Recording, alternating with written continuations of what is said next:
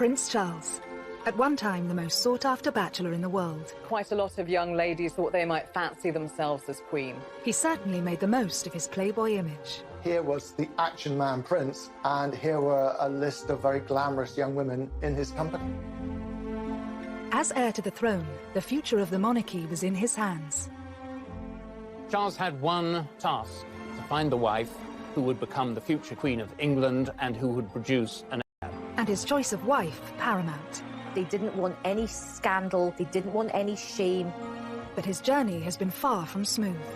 He was regarded as being a bit of a liability because he was in and out of too many beds. Time was ticking, and the world was watching to see who he'd choose.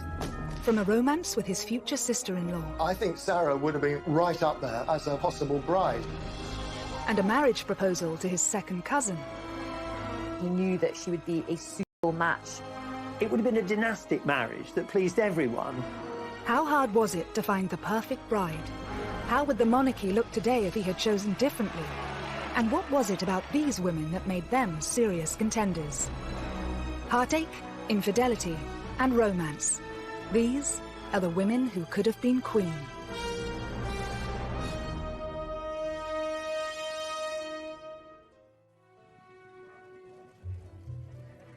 Prince Charles is now the paragon of wedded bliss after tying the knot with second wife Camilla, the Duchess of Cornwall, in 2005.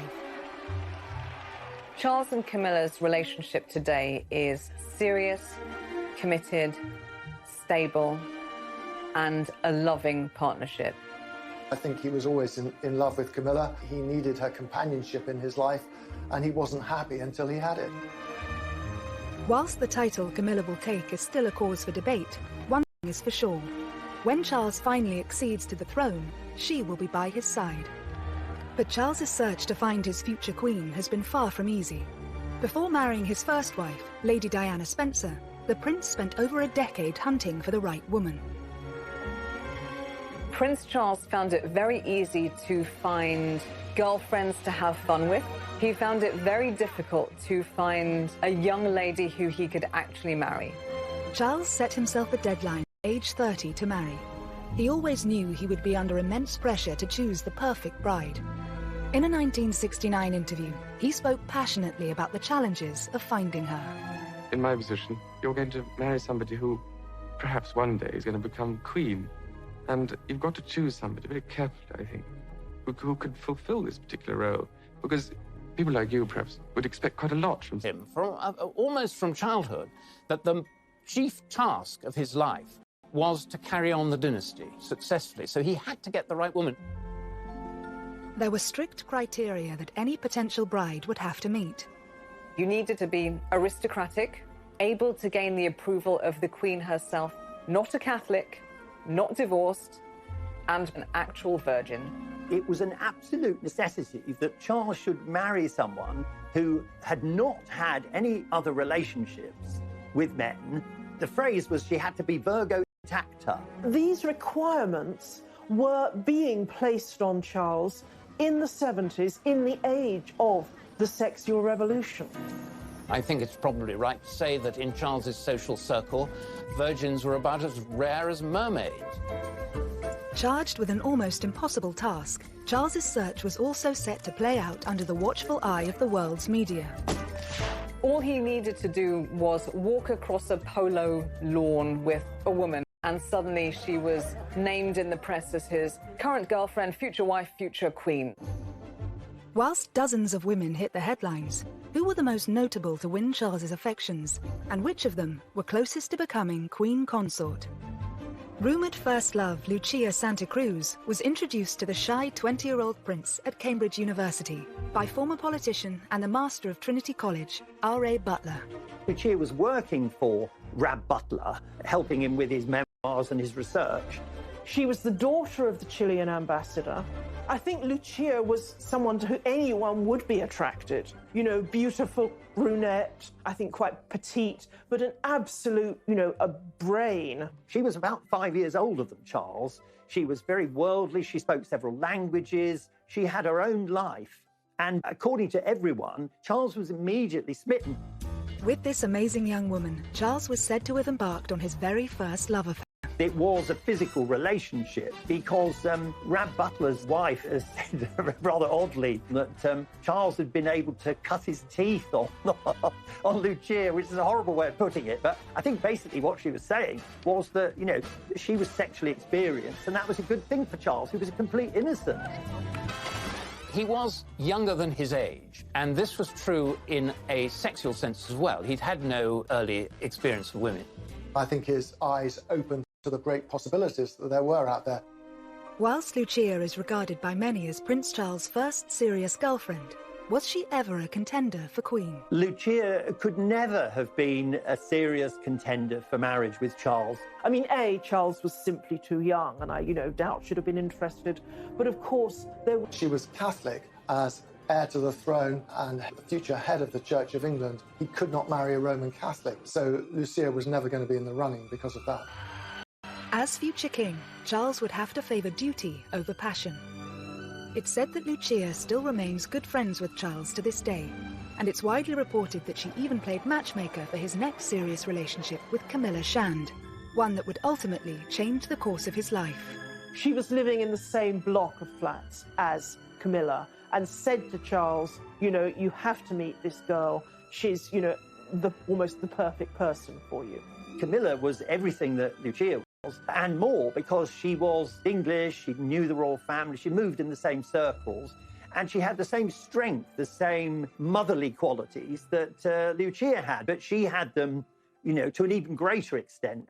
She's quite bold, quite racy sense of humour. She's not shy at all. If you're Prince Charles, who's a bit more sort of introverted, Camilla's qualities are extremely alluring. Plus, she's tough, and I think he likes strong women. Camilla's family history also featured a scandalous royal love affair that she was said to have enjoyed telling Charles about when they first met. She said, my great-grandmother was mistress to your great-great-grandfather, Edward VII. So how about it? Meaning, why don't we do the same thing? You can easily imagine Camilla saying that and meaning it with a laugh. Camilla completely took over him, physically, mentally, emotionally. I think there's no question that Charles's love for Camilla was greater than her for him. Her heart, I think, at that stage was really given to Andrew Parker Bowles. She was always more attracted to Andrew. Andrew was much sexier because he didn't have this slightly sort of vulnerable, weak, timid character that Charles had. But in the summer of 1972, whilst Andrew Parker Bowles was away for 6 months of army service, Charles and Camilla enjoyed a romance. She knew that Andrew Parker Bowles had been serially unfaithful to her and had carried on with all sorts of other women, including many of her own friends. And this was a bit of payback on Camilla's part. And boy, what a person to pay back your erring boyfriend with, and the heir to the throne. Despite his depth of feeling, Charles didn't propose to Camilla at this time. But would she have been a suitable contender for future Queen Consort had he followed his heart? Never mind the questions of Charles's age and Camilla's affection for Andrew Parker Bowles. There was one other huge problem. Camilla, who'd been around on the dating scene for several years, might just have been a little too racy for royal taste at that time. Camilla's great as a family. In late 1972, Charles and Camilla's short-lived relationship was placed on hold when the prince's naval obligations led to a tour of duty in the Caribbean. But Charles was to be left heartbroken by Camilla's next move. A week before Andrew and Camilla married, Charles begged her to call it off, but it was too late.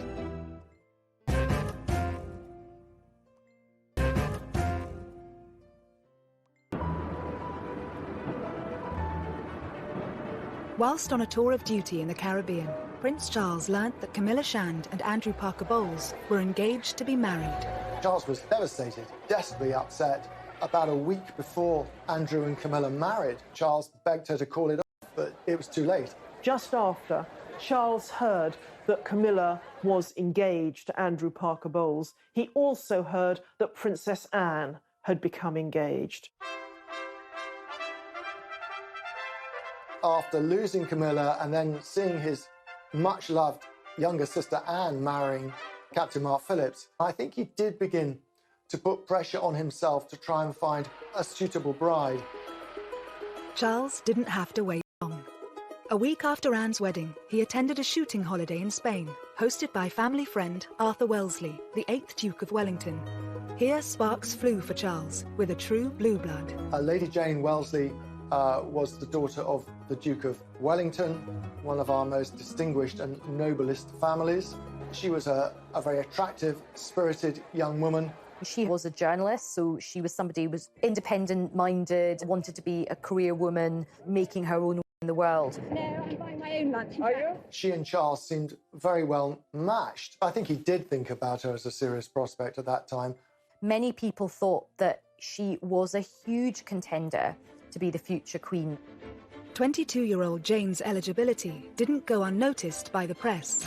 She was the first young woman associated with Charles that the press picked up on as a possible future princess. They were followed everywhere, and she was followed everywhere. She just found the pressure too much to bear. There was a huge amount of press and media speculation, which actually led her to finally snap, understandably, and say, on the record, do you honestly believe that I want to be queen? This was a problem with many of the aristocratic women that Charles dated. They didn't yearn to be the wife of the heir to the throne because they were already titled. She was already Lady Jane. Why would she choose that when, the downside was that for the rest of her life, the press would follow her everywhere. They'd criticise anything she happened to say inadvertently. It would be a nightmare, and she knew that. As an eligible bachelor, actually his role as prince was off-putting for lots of women. Had the press not helped to scupper this perfect match, how much different would the monarchy have looked today? I think Jane Wellesley would have been a very good queen. As it happens, I think she was sensible, she was intelligent, she was modest. She would have brought to the whole business of being queen much more than Diana did. She was a ticking bomb from the very word go. It was now 1974, and Charles' great-uncle, Lord Mountbatten, had a piece of advice for the 25-year-old prince. Mountbatten was urging Charles specifically that a young man should sow as many wild oats as possible before marriage, but that he should then marry a sweet, innocent girl so she can remain on a pedestal. It certainly looks like he did take that advice. Charles was incredibly close to Mountbatten, and he became one of the biggest influences on the prince's love life. I think Charles did have a bit of a fractious relationship with his own father, the Duke of Edinburgh. So I think his uncle provided him with just a lot of friendship and a lot of support. He advised Charles in a very loving, but also very calculating way. He was very much on the dynastic make, and he saw Charles as someone whom he could influence. It helped cement his connection with the royal family. He'd always interfered in royal life and had been doing it for many years. Decades before, Mountbatten had really tried to orchestrate the marriage of his nephew, Prince Philip, with Princess Elizabeth, the heiress to England. Now, that marriage, of course, happened, but not without Prince Philip actually warning his uncle to back off. Nevertheless, he was the mentor in Charles's life, and it was his advice that Charles decided to follow. Dickie Mountbatten was so supportive of Prince Charles's erotic adventures that he offered him the use of his own property, Broadlands, as a secret love nest or hideaway for Prince Charles to take his girlfriends. Charles didn't find it difficult to attract these young ladies. By the mid-70s, his public image had undergone something of a transformation. He was always under pressure from his father, Prince Philip, to be a real man, to be a sort of James Bond figure almost. So he got the Aston Martin, he did military service, he learned to fly helicopters. He was a good horseman, he was good at playing polo, he had a good figure. It looked very good in white riding breeches. He would take his shirt off and he looked pretty fit in many ways. He wanted to be someone who put himself on the edge of danger, and that sort of... A string of romances ensued, but in 1976, just 2 years away from his self-imposed marriage deadline, one particular lady hit the headlines. Davina Sheffield was the ex-debutante granddaughter of wealthy industrialist Lord McGowan. She was well-connected, cousin of Samantha Cameron. She was, a good rider. She was very good-looking. often the women Charles went out with were dubbed Charlie's Angels, and she was said to be the most attractive out of all of these Charlie's Angels. Charles was said to have wooed Davina away from her boyfriend and could not disguise his love for her, even in public. She was thought to be somebody that Charles took really very, very seriously indeed, and that this was a real meeting of souls as well as bodies. This was a viable enterprise, and that she might be the one that he actually chose. But it wasn't long before the relationship came to a sudden end. The story of Davina Sheffield and Charles was the story of several young women and Charles. At the time, there were rumours that Charles might propose to her. Her ex-boyfriend was pursued by the tabloids and wound up revealing that he and Davina had lived together, lived in sin, as it was put. And the moment that this emerged, it killed the romance between Charles and Davina Sheffield. And that is a pattern that kept on happening. Davina didn't fit into the criteria of the perfect woman, as dictated by the royal firm. But had she and Charles married, we would perhaps have a very different monarchy today. Davina Sheffield wasn't actually an aristocrat of the ancient blue-blooded type. She was descended from industrialists, so her wealth was relatively new money. If she'd married into the royal family, she would have brought in some of the freshness and entrepreneurialism that surrounds industrialism. She would be quite a breath of fresh air, much as Meghan was supposed to be when she married Harry. There's scope in the monarchy for blowing away some of the cobwebs. As his 29th birthday approached, Charles felt an increasing sense of urgency to get married, and his next significant relationship saw a return to a woman of breeding. Like Lady Jane before her, Lady Sarah Spencer hailed from elite aristocracy. The 22-year-old daughter of the 8th Earl Spencer, she was also Diana's older sister. Lady Sarah Spencer came from exactly the correct lineage to marry Prince Charles. Sarah, from an early age, had been brought up on the edge of the Sandringham estate. Even her grandmothers were ladies-in-waiting to the Queen Mother. And of course, the Spencers had been intertwined with the royal family forever. She and Charles met at one of the Queen's. Charles was rather taken with Sarah, with her reddish hair and her outgoing sense of humour, and they began dating. After Sarah earned an invitation to Balmoral at the end of the summer, she reciprocated by asking the 28-year-old prince to a shooting weekend at Althorpe, the Spencer estate in Northamptonshire. On arrival at the house, Charles clapped eyes on Diana for the first time, who was then just 16 years old, tall and rather gangling. Diana at the time was probably too young to, really impinge very seriously on his notice. But he made a huge impression on her. Diana thought how wonderful, how dashing, how handsome he seemed in the flesh. She'd been rather taken by him as a teenager. It's said that she had a picture of him on her school dormitory wall. I think she was rather struck by that first encounter. But for now, Diana was nothing more than his girlfriend's younger sister. And it was Sarah who joined Charles on a skiing trip to Closters in the February of 1978. To go on holiday with the Prince of Wales was quite a big step, and it did suggest that this romance possibly had legs. But on their return, Sarah made a huge mistake. In Closters, she became close to some British journalists. Back in England, at lunch with them, she had a far too frank conversation.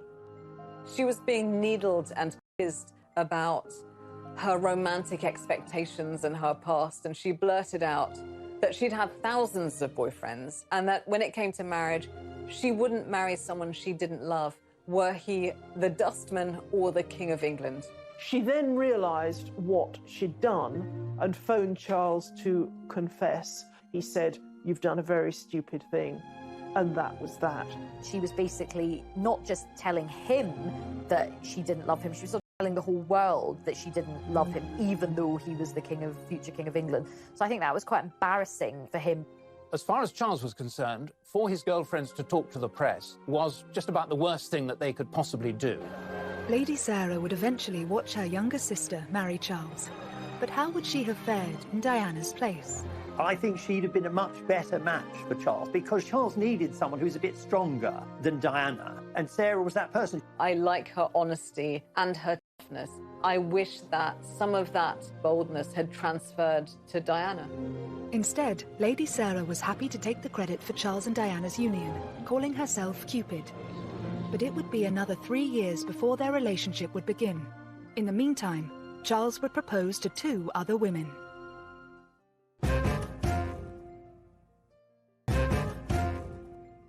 Bree, dating a string of eligible young women.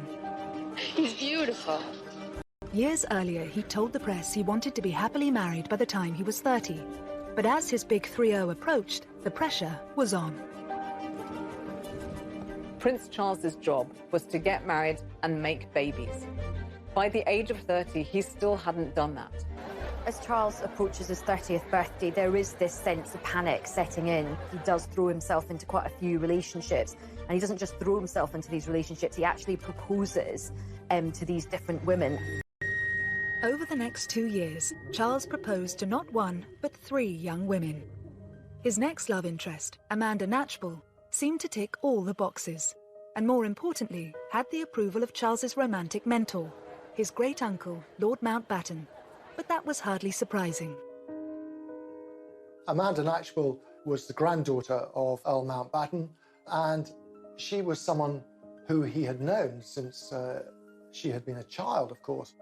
She's also Prince Charles's second cousin. So with Lady Knatchbull, he really kept it in the family. Charles was 9 years older than Amanda. Was it pressure from Mountbatten that had once prompted the prince to speak to 16-year-old Amanda's mother about her being a future royal bride? Charles considered it from a very early age, but I think that Mountbatten had sown the seeds. I think Charles, the future king, was, as far as Mountbatten was concerned, he was a pawn. He was a pawn in the dynastic game, and he was a pawn that he hoped would go down the board and become a king, and that king would have as his queen Amanda.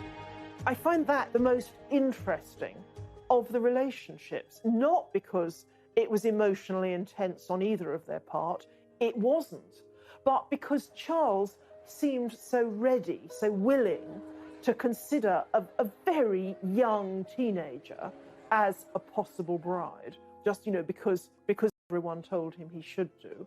Amanda Knatchbull's mother, Lady Brabham, was very wary. I think she sensed that Charles was casting around for someone who was suitable rather than someone who he was in love with. She told Charles to wait and see if a relationship developed. Over the next 5 years, Charles and Amanda did become close friends.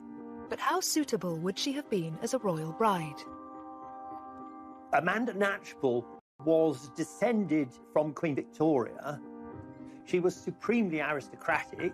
She was virtually part of the family already.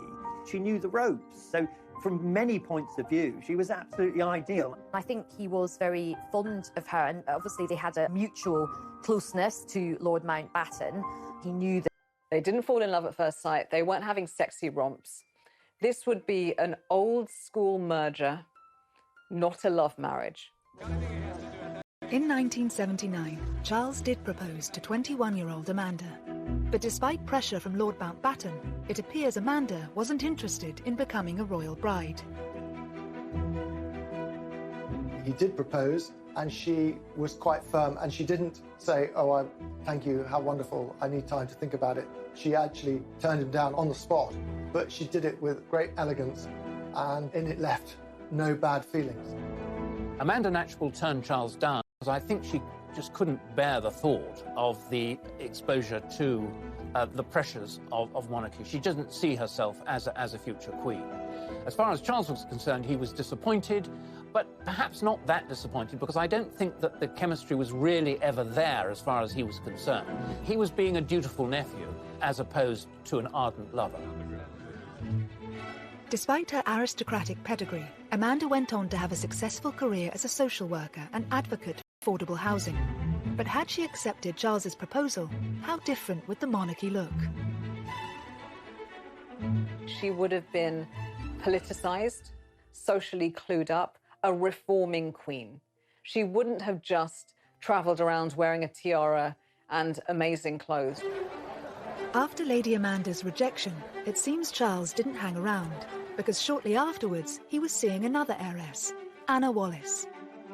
She was the next in line, not to the throne, but the next in line to Prince Charles's bedroom. Interestingly, if you look at pictures, she looks, as someone once put it, like a more dangerous version of Lady Di. Well, it appears to be a full-on passionate romance. I would say they had a very hands-on relationship. Charles and Anna are said to have connected through a mutual love of country sports. But on paper, was Anna a strong contender for the role of royal bride? Anna Wallis was the daughter of a Scottish landowner. So in one sense, she looked really quite suitable. She was horse mad, hunting mad. She was known as Whiplash Wallis, apparently, partly for her temper, her quick temper. She always rode higher and faster and longer than people on the hunt. Charles was very much taken with her for a brief while. The royal family don't tend to like women who have particularly strong personalities, so she might not have actually been a very good fit in the long term. In early 1980, Charles is said to have proposed to Whiplash Wallis. However, it's rumoured that Anna turned him down because his old flame was back on the scene, Camilla Parker Bowles. Marry Anna Wallis, or perhaps he was just pretty desperate, full stop, because he proposed to her twice. The thing is, it was obvious by this stage that Charles was in love with Camilla. Anna Wallis was the first of Charles's girlfriends to, as it were, have Camilla really shoved in her face. The Royal Opera House, Covent Garden, tonight. The formal climax of the Queen Mother's birthday with applause from 20 members of the royal family, dozens of peers... But it was at the Queen Mother's 80th birthday party, where both women had been invited, that the relationship turned sour. She was like a wallflower. He just ignored her the whole evening. And who did he ignore her for? He ignored her for Camilla. Charles and Camilla seem to have reignited their relationship at red heat, basically, and they weren't that discreet about it. Anna was furious, and she said to Charles, "How dare you? I've never been so badly treated in my life. You've left me on my own, and now you can jolly well go on your own without me." And that was the end of the relationship. And Anna was dispatched with a crack of the whip lash. After Anna's proposal was rejected, was it to be third time lucky for the Prince of Wales? In 1980, Charles was still grieving the loss of his mentor, Lord Mountbatten, who had been killed the previous year in an IRA bombing. He was staying at a friend's country house when he started chatting to a fellow guest, a 19-year-old Lady Diana Spencer, the younger sister of his ex-girlfriend Sarah. She famously spoke about how sad he'd looked at Mountbatten's funeral the previous autumn and how she'd been struck by it watching it on television. And I think it was that which struck a chord with Prince Charles. Diana seems very early to have considered herself as a suitable bride for Charles. She's quoted as once having said that, you know, she kept herself tidy on purpose. Diana herself says that that night his hands were all over her, but over the course of the summer of 1980, Charles set about pursuing her with gusto. There was a 12-year age gap between Charles and Diana. So what was it about this particular aristocrat that made her so suitable for the role of future queen? For the senior royals, Diana was an even better marriage prospect than her sister Sarah because she was younger. She hadn't had any boyfriends who were likely to talk to the press. She was from an ancient family with connections with the Churchills and with every other aristocratic family in the country. The Spencers and the royal family had been so close for part of the club. I think the palace and the courtiers thought, she's not going to be any trouble. Oh, the irony. Once the press realised Charles was dating Lady Diana, they didn't leave her alone. Was it this, and pressure from his own family to marry, that prompted him to propose to Diana, reportedly after less than 15 dates? Is there any possibility that any announcements of your marriage in the near future? Can you tell me? Can you tell me if there's any possibility? I'm not going to say anything, please. September 1980, they'd known each other no more than 6 weeks. They hadn't really seen a lot of each other. But the newspapers were already writing about her as this is the woman Prince of Wales will marry. As soon as the press and the media realized that they were seeing each other, they never left Diana alone. So there was this incredible pressure cooker atmosphere to the thing. All of the eyes of the world were on them. The amount of time they actually spent together from choice as two people getting to know each other and wanting to spend their lives together was absolutely minimal. Warning signs were there to see. On February the 24th, 1981, the Prince of Wales and Lady Diana Spencer officially announced their engagement. But 4 decades on, it's remembered for all the wrong reasons. And I suppose in love. Of course. Whatever in love means. I mean, that means no, by the way. It was such a badly phrased answer, and definitely at the wrong time. And it's sort of come back to haunt him, and it came back to haunt the pair of them for years and years. He was just trying to be clever. And of course, when you're trying to be clever to that extent, you turn out to be extremely stupid. And that's what he was. But if Charles was in love with anyone, was it with Camilla Parker Bowles? Whether or not he was still seeing Camilla romantically at this stage, it's clear that Diana saw her as a threat. All through the engagement, Camilla was a very powerful presence. It's only that Diana was a bit of an innocent that meant she didn't do anything about it. She suspected that Charles was still in love with Camilla, and there are all sorts of straws in the wind. Telephone calls, cufflinks with joined C's, Charles and Camilla, which aroused her suspicions. So from the very start, she felt deeply insecure. Famously, you know, her sisters said to her, "You can't back out now, your face is on the tea towels." There is that sense of this huge public pressure, be letting down a whole nation if they backed out. But the nation did get their fairy tale wedding on July 29, 1981, when at the age of 32, the Prince of Wales married his 20-year-old virgin bride. I pronounce that they be man and wife together, in the name of the Father, and of the Son, and of the Holy Ghost. Amen. Here was the dashing, handsome heir to the throne marrying a beautiful, blushing bride with impeccable pedigree. It was fairy tale-like. But behind the scenes, the reality was less satisfactory, and Charles himself was already beginning to have terrible doubts. She was beginning to be eaten up by jealousy of Camilla. And so the fairy tale wedding, it was sort of Hansel and Gretel, sinister fairy tale, something much more dangerous to the future of the monarchy. As the fairy tale turned sour, Charles risked it all for the woman he loved.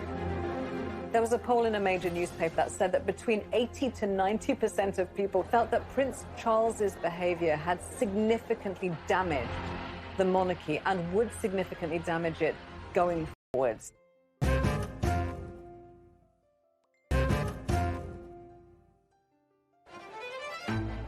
At the start of the 1980s, as far as the world was concerned, Prince Charles had got his fairy tale princess, his happy ever after. How are you enjoying married life? Highly recommend. And when William and then Harry came along, their happiness seemed complete.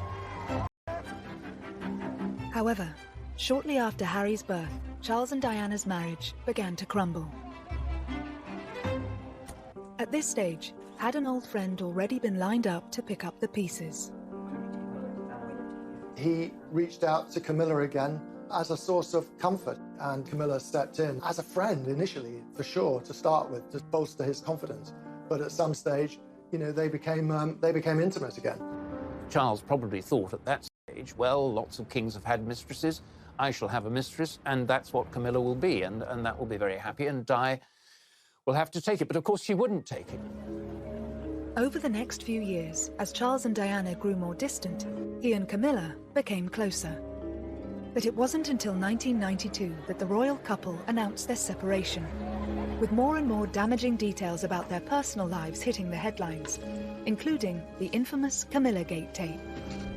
It was a full transcript of an alleged conversation between the Prince of Wales and Camilla Parker Bowles. As the reputation of the monarchy took a battering, it was clear most of the country was Team Di, and Charles and his mistress were vilified. The public were absolutely furious as the marriage of Charles and Diana broke down, and they began to wash their dirty linen in public because people felt, and quite understandably, that Charles was in the wrong. There was a poll in a major newspaper at the time that said that between 80 to 90% of people who'd been consulted felt that Prince Charles's behaviour had significantly damaged the monarchy and would significantly damage it going forwards. But it was clear that Charles was not prepared to give up Camilla. However, in 1997, a tragedy struck that shocked the world and shook the foundations of the monarchy. We have reports in Paris that Diana, Princess of Wales, has been killed in a car accident. Following the fallout from Diana's death, would it now prove impossible for Camilla ever to take her place by Charles's side?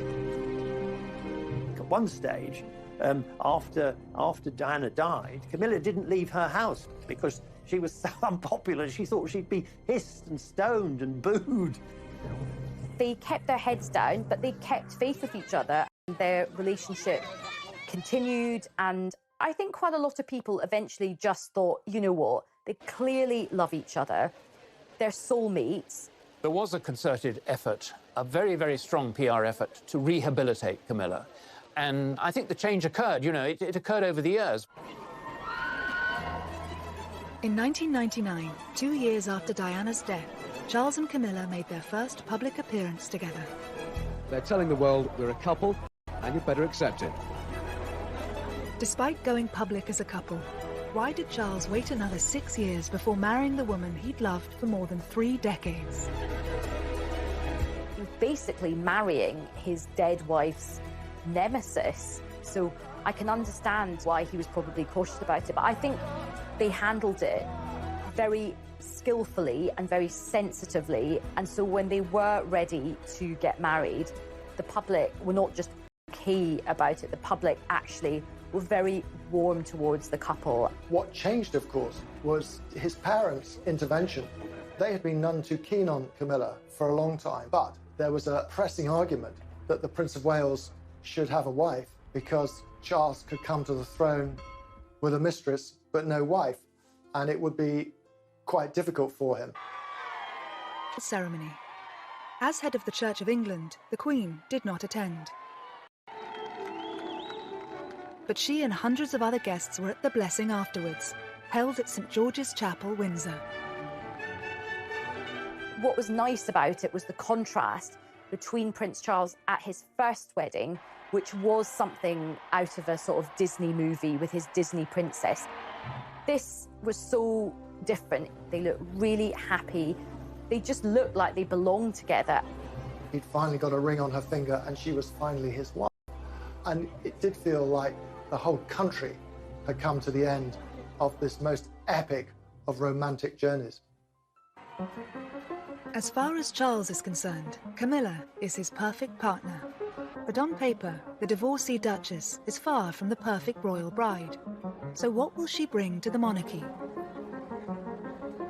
It's interesting because the question of a Queen Camilla would once have seemed utterly outrageous. But behind the scenes, it is said that Charles, understandably, wants his wife to be queen. It is perfectly apparent that Charles is at once happier and more stable, more forthcoming with her by his side. Camilla now, I think, is probably as close as you can get to being the perfect consort and perfect royal wife, because she will never complain. She's very measured. Prince Charles' love life has certainly been colourful. He searched far and wide for the ideal bride. But had he followed his heart sooner, rather than his head, would his romantic journey have been completely different? The woman that Charles ultimately married and found true, lasting, mature happiness and friendship with is exactly the type of person who 3 decades earlier he would have rejected immediately as queen. Charlie's angels, as they were called, I think they've been very important in making him realise that actually hunting for the perfect person is not a good idea, because if you're actually out there desperately looking, you make mistakes, you try too hard.